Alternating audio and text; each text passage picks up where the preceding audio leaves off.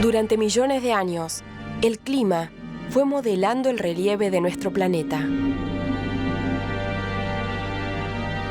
Sin embargo, los efectos del clima no son los únicos que modelan nuestro paisaje. Los procesos geológicos que suceden a gran profundidad, debajo de la superficie terrestre, son capaces de generar cambios enormes y asombrosos. Tan grandes como la elevación de gigantescos bloques de terreno o el plegamiento de las inmensas masas rocosas que generan cadenas de montañas. Estas fuerzas geológicas actúan en profundidad y permanentemente sobre las rocas de la corteza terrestre, donde en ocasiones se libera una energía abrupta, ocasionando violentos movimientos sobre el terreno. Los terremotos.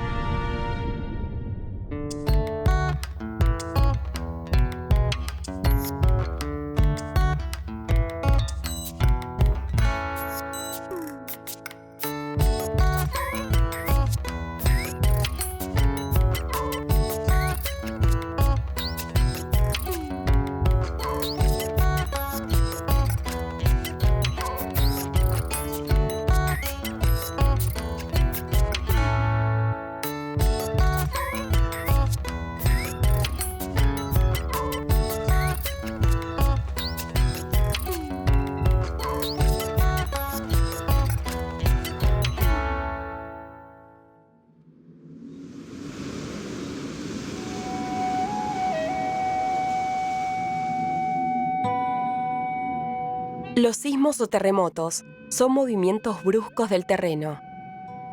Se producen en la corteza terrestre como consecuencia de la liberación repentina de energía en el interior de la Tierra. Un terremoto puede manifestarse desde un ligero temblor hasta un movimiento violento y devastador, capaz de destruir edificios, puentes y líneas de ferrocarril, además de generar grietas en el suelo y otros importantes cambios en el paisaje.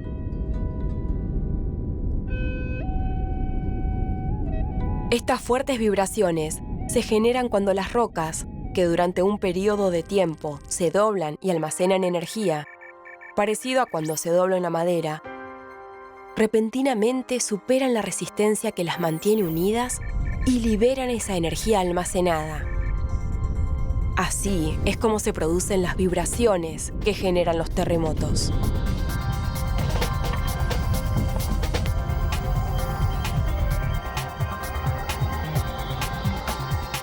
Esta súbita liberación de energía se irradia desde el epicentro en todas direcciones en forma de ondas sísmicas, afectando gravemente a todo el terreno sobre la superficie.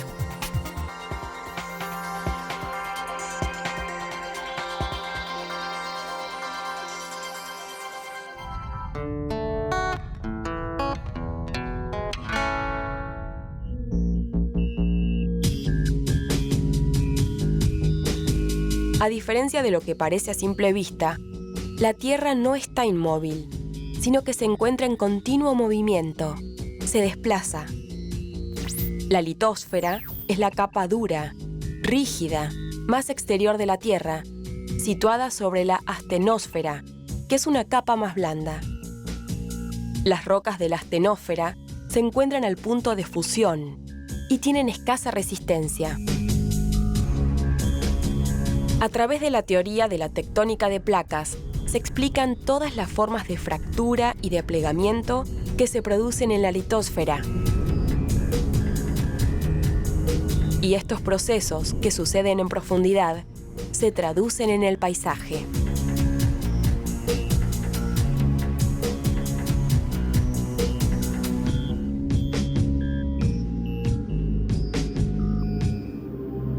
La superficie de la Tierra está compuesta por una serie de placas litosféricas.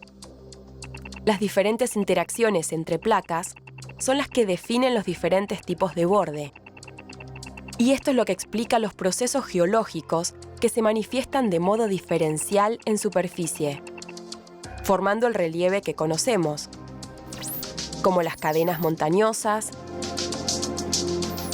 las islas volcánicas, etc. Existen bordes de placa en los cuales una placa se hunde bajo otra, llamado proceso de subducción. Otros en los que dos placas colisionan. También está el movimiento paralelo entre placas, u otros en los cuales dos placas divergen. Los terremotos se dan principalmente a lo largo de las fallas. En sus bordes es donde se desata la energía acumulada por los movimientos de las placas tectónicas. Pero este proceso es muy lento. Las placas litosféricas se mueven apenas unos centímetros por año, deformando con gran lentitud las rocas de la corteza a ambos lados de la falla. Este plegamiento de las rocas es continuo y sucede durante millones de años. El proceso de formación de la cordillera de los Andes, llamado orogenia andina, se inició hace 45 millones de años. Durante todo este tiempo, el plegamiento de rocas debajo de la corteza terrestre generó la ocurrencia de terremotos. Pero la ocurrencia de estos movimientos sísmicos puede llevar muchos años, muchas décadas, o incluso pueden pasar cientos de años antes de que se desate un terremoto.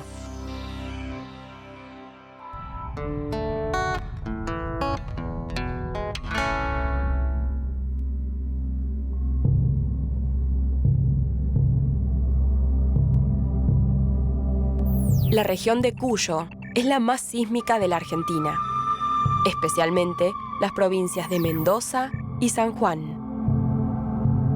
Debajo de estas provincias, en la cercanía de los Andes, encontramos el límite convergente de dos placas tectónicas. La placa tectónica de Nazca, que se hunde bajo la placa sudamericana.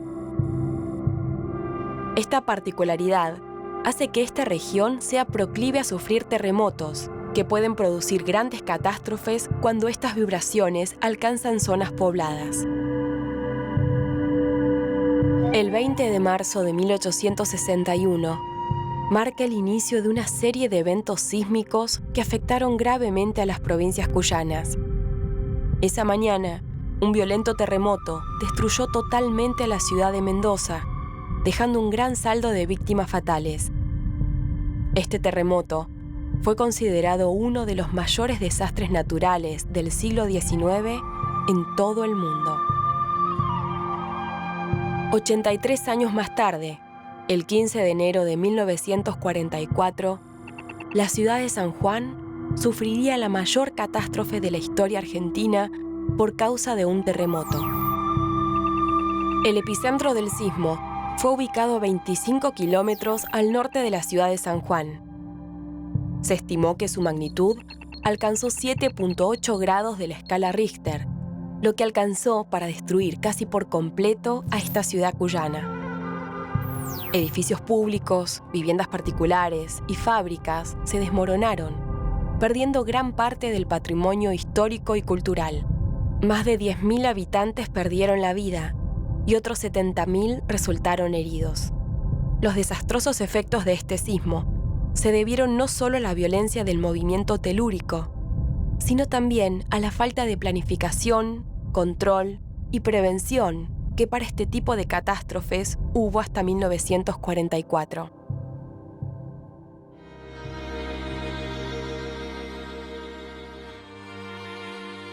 La sismología ha permitido conocer e identificar todas las regiones en el mundo que son potencialmente sísmicas.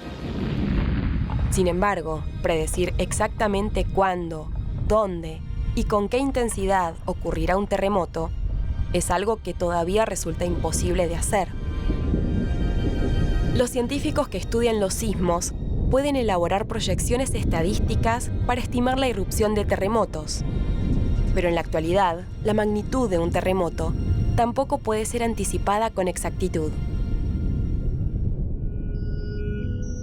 Una de las herramientas más importantes para prevenir derrumbes por terremotos es construir casas y edificios sismo-resistentes o antisísmicos. Estas técnicas de construcción han sido reglamentadas en la ciudad de Mendoza desde el año 1923. Hoy quedan muy pocos edificios y estructuras previas a esta fecha, y la entera ciudad ha sido rediseñada con el fin de minimizar daños y pérdidas humanas en el caso de la súbita irrupción de un terremoto.